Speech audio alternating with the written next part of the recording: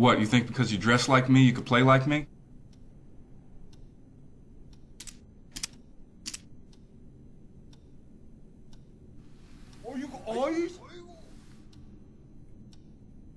Have a nice day.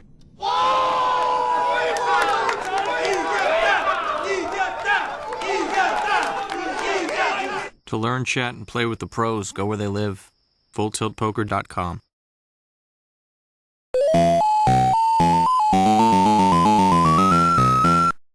Hey everybody, welcome to Barry Greenstein's house in Rancho Palos Verdes, California. I'm here in his game room where a very famous story about Phil Ivey took place, and it has nothing to do with poker.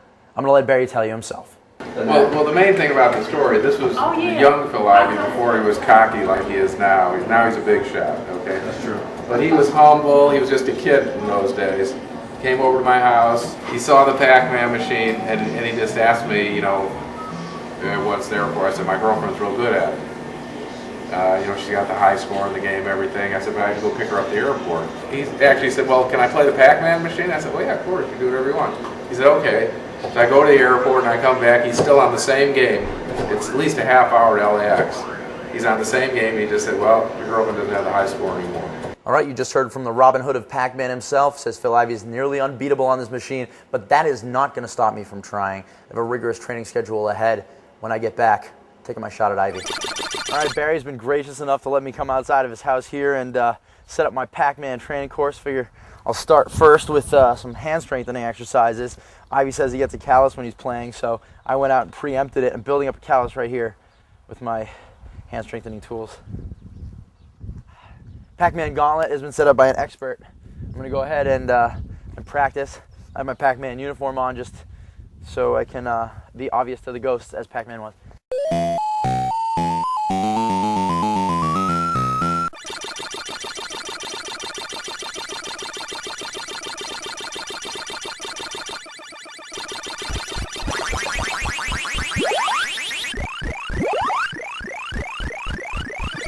All right, that concludes my training for the day. I feel like I'm ready to take on Ivey.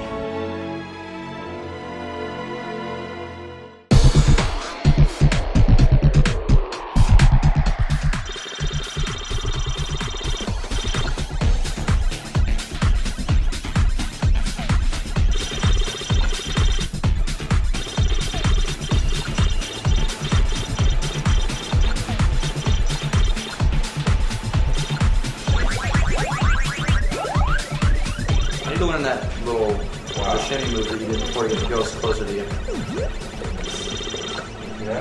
Yeah, the high-speed cornering is where I'm going to have some trouble. So lucky. I've been near death like 4 times already. I got downs. He's still on his first life. See that? What's that move called? That's an old school move there. Oh man, I play like such a girl right now too. Yeah, we're an hour or two into Phil's first life. Apparently I'm starting to get enough of a stench for the dogs to come in and want to hang out with me.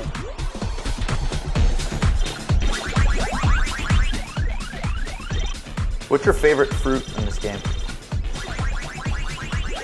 I like the strawberries, even though they're only worth 200.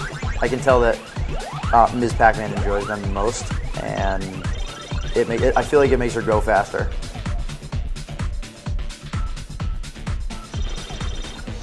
Am I making you nervous, Phil? Oh! I got stuck. I don't know how I got myself into this, really. How much am I going to owe him when I lose? You can beat this score for sure. Yeah. If you play Miss Pacman, no reason why you shouldn't beat this score. This is like It's a choice between playing Pacman, eating food, and playing poker. Thank you, Phil. Even after quitting, it's 249,180, and I've seen some of the greatest moves I've ever seen in the history of Pacman. He just did things that shouldn't even be allowed, really. Well, Phil's game's finally over, because he decided to quit to go eat a meatball sub. He's at over 240,000 already. Luckily, I have my training, which probably won't be worth anything, but it was rigorous. And now I'm going to take my crack at this here Ms. Pacman machine, try to beat one Phil Ivey in the first ever World Series of Pacman.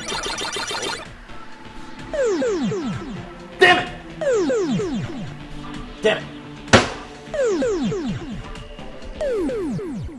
Absolutely sick about this. 1 ball away from basically legendary status in the Greenstein home, which is what I've been working my entire life for. 5,400 and something, but 1 ball away from Phil Ivey.